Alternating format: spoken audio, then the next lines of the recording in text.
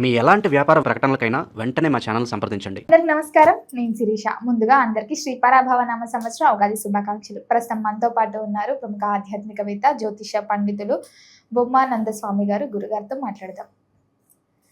నమస్కారం గురుగారు. జై శ్రీరామమ్మ.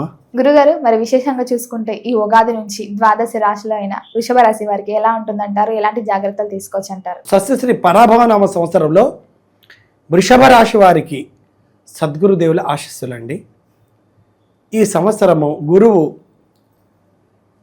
మిథున రాశి లోపల చరిస్తుండు కాబట్టి ఈ యొక్క వృషభ రాశి వారికి ఉద్యోగ వ్యవహారం లోపల కానివ్వండి, తర్వాత వ్యాపార లాభాల దేబలో కానివ్వండి, విద్యార్థులు కానివ్వండి, చాలా ఉన్నతంగా ఎదిగేటువంటి ఆస్కారం ఉన్నదమ్మా.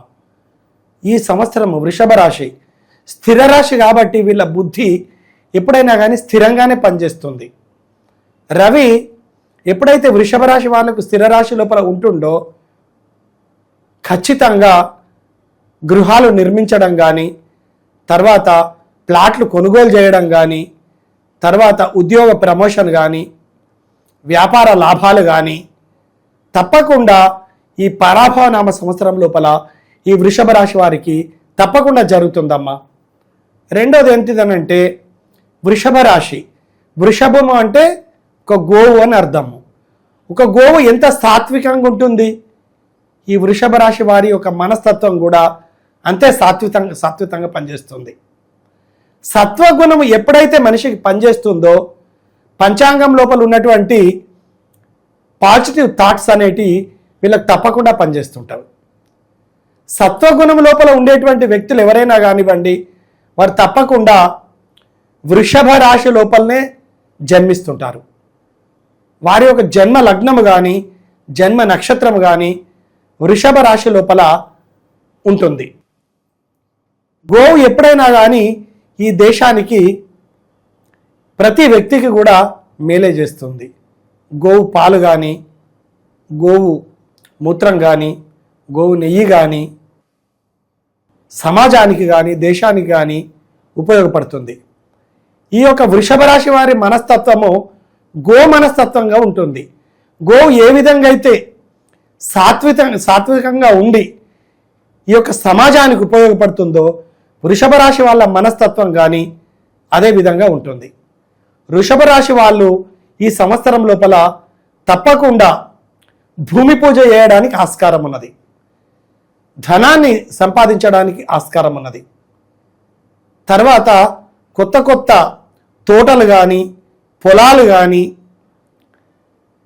కొని అందులోపల ఆధ్యాత్మిక పరమైనటువంటి లాభాలు పొందేటువంటిది ఖచ్చితంగా ఉన్నది.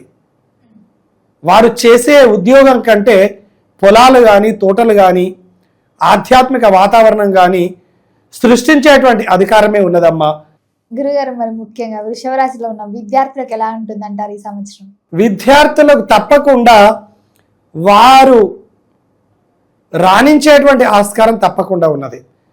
ఎందుకంటే ప్రతి ఒక్క వ్యక్తికి కూడా గురువు కానీ, రవి కానీ శుభస్థానం లోపలే ఉండాలి. శుభంగా గురువు శుభంగా ఉన్నప్పుడే ఎదుటి వ్యక్తి రాణించేటువంటి ఆస్కారం ఉంటుంది. గురుబలం బాగుంటుంది. గురుబలం చాలా బాగున్నది. విద్యార్థులు విద్యాపరంగా ముందుకెళ్ళేటువంటి ఆస్కారం బాగున్నది. విద్యార్థులు ఐఏఎస్ కానీ, ఐపీఎస్ కానీ, సైన్యంలో కానీ తప్పకుండా రాణించేటువంటి ఆస్కారం మాత్రము ఈ పరాభవనామ సంవత్సరం లోపల తప్పకుండా జరిగేటువంటి ఆస్కారం ఉన్నదమ్మా. ఉద్యోగస్తులకు ఎలా ఉంటుందంట? ఉద్యోగస్తులకు కూడా గురువు 2వ స్థానం లోపల ఉన్నాడు కాబట్టి, రవి 10వ స్థానం లోపల ఉన్నాడు కాబట్టి ఉద్యోగస్తులు కూడా ప్రమోషన్ పొందేటువంటి ఆస్కారం ఉంటుంది. ఉద్యోగస్తులు ఉద్యోగాన్ని వదిలి వ్యాపారం లోపల కానీ రాణించేటువంటి ఆస్కారం ఉన్నది ఈ సంవత్సరం తప్పకుండా. ఈ వృషభ రాశి వారి కుటుంబ వాతావరణం ఎలా ఉంటుందంటారు ఈ సంవత్సరం? కుటుంబ వాతావరణం కూడా చాలా అద్భుతంగానే పనిచేస్తుంది అమ్మా. ఎప్పుడైతే గురువు మనకు అనుకూలంగా ఉంటాడో విద్యార్థులకు కానివ్వండి, ఉద్యోగస్తులకు కానివ్వండి, ధనవంతులకు కానివ్వండి, రాజకీయ నాయకులకు కానివ్వండి, మామూలుగా సీదా సాదాగా రోడ్ల పొంట తిరిగేటువంటి మన సమయాన్ని వృధా చేసి రోడ్ల పొంట తిరిగి వాళ్ళు జీవితం లోపల మానసికంగా దిగజారినటువంటి వ్యక్తులు కూడా కానివ్వండి, వారందరికీ కూడా గురువు చాలా అనుకూలంగా ఉండేటువంటి యోగమే ఉన్నది. ఎందుకంటే గురువు 2వ స్థానం లోపల ఉన్నాడు కదా. గురువు 2వ స్థానం లోపల ఉన్నప్పుడు వివాహం చేసుకోవచ్చు, గృహ నిర్మాణం చేసుకోవచ్చు, బిజినెస్ చేసుకోవచ్చు, అన్ని విధాల అనుకూలంగానే ఉంటుంది. గురువు తర్వాత 11వ స్థానం లోపల ఉన్నాడు కాబట్టి గృహ నిర్మాణం చేసే ఆస్కారం కూడా వృషభ రాశి వారికి తప్పకుండా ఉన్నది ఈ సంవత్సరంలో, పరాభవ నామ సంవత్సరంలో. గురుగారు, ముఖ్యంగా మరి ఈ వృషభ రాశి వారికి ఈ సంవత్సరంలో వివాహ యోగం ఉందంటారా? వృషభ రాశి వారికి ఈ సంవత్సరంలో వివాహ యోగం ఖచ్చితంగా ఉన్నది.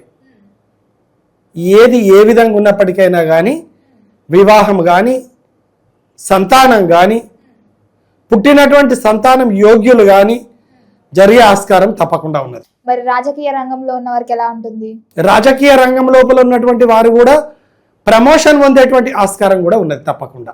రాజకీయ రంగము, వివాహము, ఉద్యోగము, విద్యార్థులు, పిల్లలు ఎవరైనప్పటికైనా కానీ మనకు గురువు 2వ స్థానం లోపల ఉన్నాడంటే శంకించవలసినటువంటి అవకాశం అనేది ఉండదు.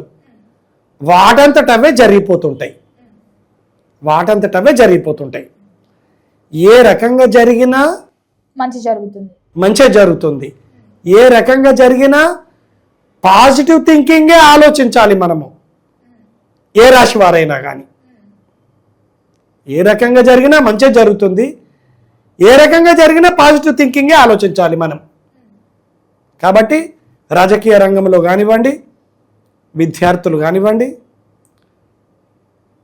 ఉద్యోగస్తులు కానివ్వండి, వ్యాపారస్తులు కానివ్వండి, వారు ఉన్న స్థానం కంటే 4 మెట్లు ఎక్కేటువంటి ఆస్కారం మాత్రం ఖచ్చితంగా పరాభవ నామ సంవత్సరంలో ఉంటుంది. మరి రైతులకు ఎలా ఉంటుందంటారు ఈ సంవత్సరంలో? రైతులకు కూడా యోగిస్తుంది, బాగా తప్పకుండా యోగిస్తుంది. రైతులకు కూడా వారు పెట్టినటువంటి ఒక చెట్లల్లో కానీ, వారు పెట్టినటువంటి ఒక పంట పొలాల్లో కానీ శుభాలు కనిపించి వాళ్ళకు శుభాలు జరిగేటువంటి ఆస్కారమే ఉంటుంది తప్పకుండా. మరి గృహయోగం, వాహన యోగం ఉందంటారా? గృహయోగం ఉంటుంది, వాహన యోగం ఉంటుంది, స్థిరత్వం అనేది ఉంటుంది, ఆర్థిక లాభాలు ఉంటాయి, అన్నీ ఉంటాయి వృషభ రాశి వారికి. మరి ప్రేమ పెళ్లిలు సక్సెస్ అవుతాయి అంటారా ఈ ఇయర్ లో? ప్రేమ పెళ్లిలు తప్పకుండా సక్సెస్ అవుతాయమ్మా.